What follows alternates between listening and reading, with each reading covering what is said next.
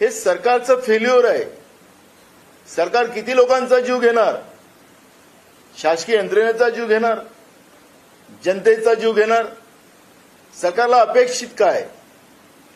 सरकारकडून ना मुख्यमंत्री उत्तर द्यायला तयार आहेत, एक नाही दोन दोन उपमुख्यमंत्री आहेत, ते स्वतःच या आरोपामध्ये अडलेले आहेत.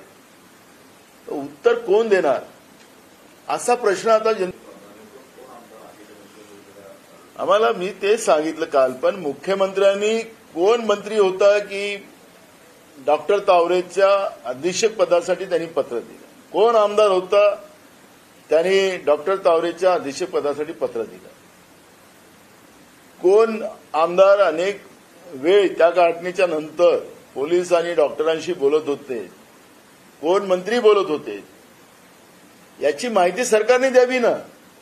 त्या गाडीमध्ये कोण होते त्याचे अजूनपर्यंत त्या मुलांची नावं पुढे आली नाही,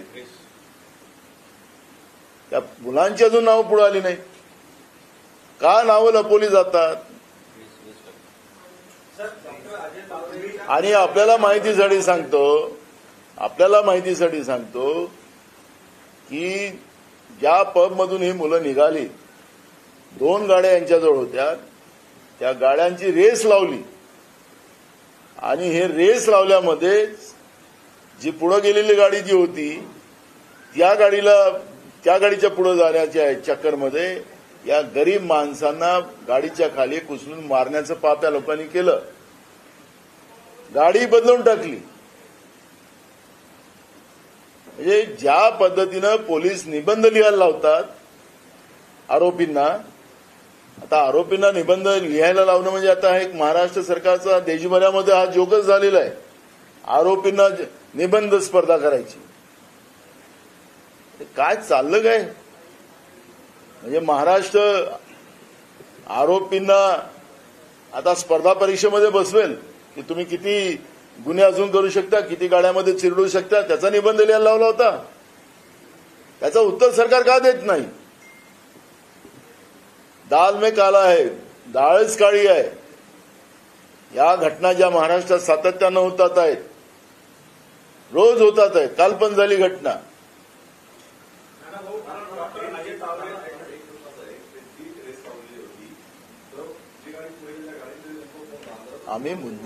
आम्ही सांगत आहे की या घटनेमध्ये एका आमदाराचा मुलगा सुद्धा होता. आता सरकारने स्पष्ट करावं ना. आम्ही कशाला सांगणार? आता सरकार मुख्यमंत्र्यांनी जाहीर करावं. मुख्यमंत्री का सुट्टीवर गेले? महाराष्ट्र पेटते आणि मुख्यमंत्री सुट्टीवर. 2 उपमुख्यमंत्री आरोपीच्या पिंजरात आहेत जनतेच्या.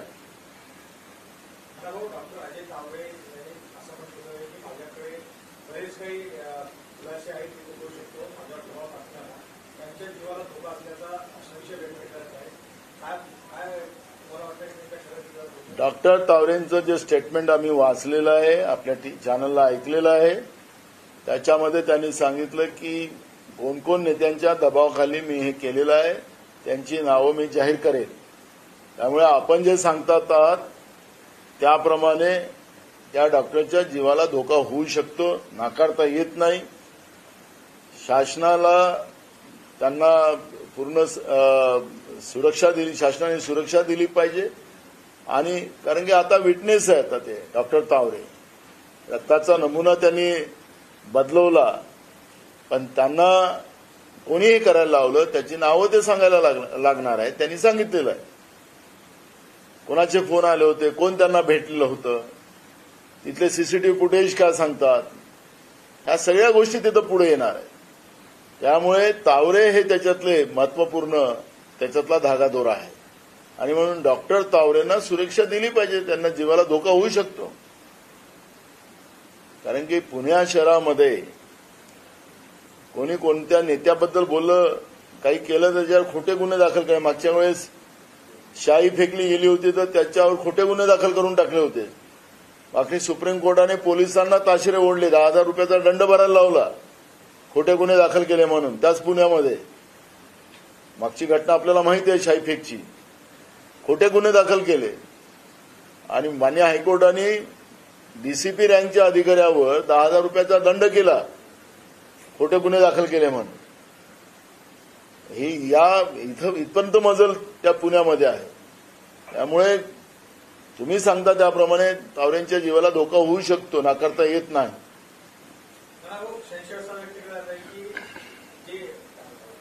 या प्रकरणामध्ये तावरे यांचे संबंध मंत्रालयाच्या 6व्या माळ्याशी आहेत.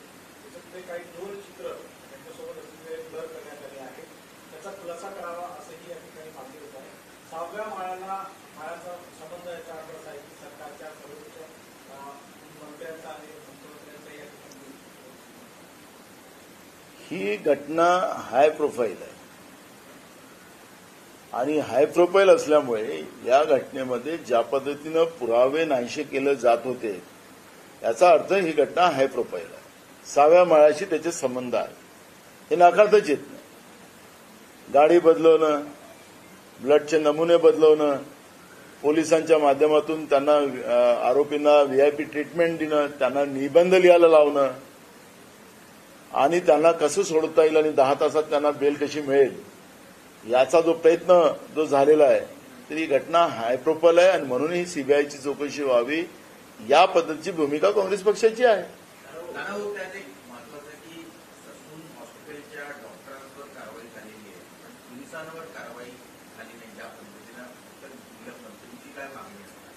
बघा, मी तुम्हाला सांगतो, पुण्याचं पोलीस कमिशनर ऑफिस जे आहे हेच खऱ्या अर्थानं आरोपीच्या पिंजऱ्यात आहे. त्या खुर्चीला काहीतरी या सरकारमध्ये अडचण आहे. त्या कमिशनर खुर्चीवर आताच्या डीजी बसलेल्या असताना त्यांनी फोन टेपिंगची कारवाई केली. मुद्दाहून त्याचा इतिहासात जातो त्या खुर्चीच्या. आता आपण त्या खुर्चीमध्ये, आपण त्या कमिशनर ऑफिसच्या खुर्चीवर कुठं ना कुठं या घटनेचे चिटके पडू शकतात आणि म्हणून सीबीआयची चौकशी झाली तर ह्या सगळ्या प्रकरणं पुढे येतील आणि त्याच्यामुळे डॉक्टरांवर कारवाई करूनच नाही चालणार, तर पोलिसांचे उच्च पदस्थ जे लोक आहेत, कारण की विदाऊट उच्च पदस्थ अधिकाऱ्यांच्या आदेशाशिवाय खालचे पोलीसवाले कारवाई करत नाही. हे मी पुण्याच्या अनेक घटनेमध्ये पाहिलेलं आहे. मी स्वतः अनेक याच्यामध्ये जेव्हा आमच्या युवक काँग्रेसच्या आणि एनएसआयच्या पोरांवर खोटे गुन्हे दाखल केले जात होते आणि अनेकांना तडीपार करण्याचं काम झालेलं आहे. ज्या राजकीय गुन्ह्यामध्ये तडीपार होते आता तिथं केलं जात होतं, त्याच्यामध्ये मी अनेक उच्च अधिकाऱ्यांशी जेव्हा बोललो त्यावेळेस त्यांना कसा दबाव होता आणि त्यांच्या आदेशातून खाली कसं कारवाई झाली ते माझ्या निदर्शनास आलेलं होतं. मी आरोप करत नाही, ही पुण्यामधली वस्तुस्थिती तुमच्या समोर मांडतोय.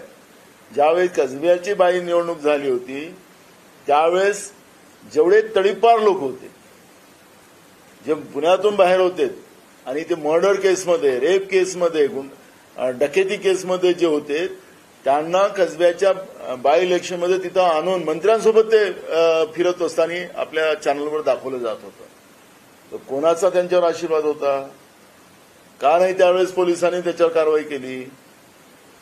ते हे सगळे प्रकरण जे आहेत, उच्च पदस्थ जे अधिकारी तिथं आहेत त्यांचा याच्यामध्ये सहभाग असू शकतो. खालच्या अधिकाऱ्यांना त्यांच्या आदेशाशिवाय हे होऊ शकत नाही आणि म्हणून आमचं वारंवार मागणं आहे की ही सीबीआयचीच चौकशी व्हावी.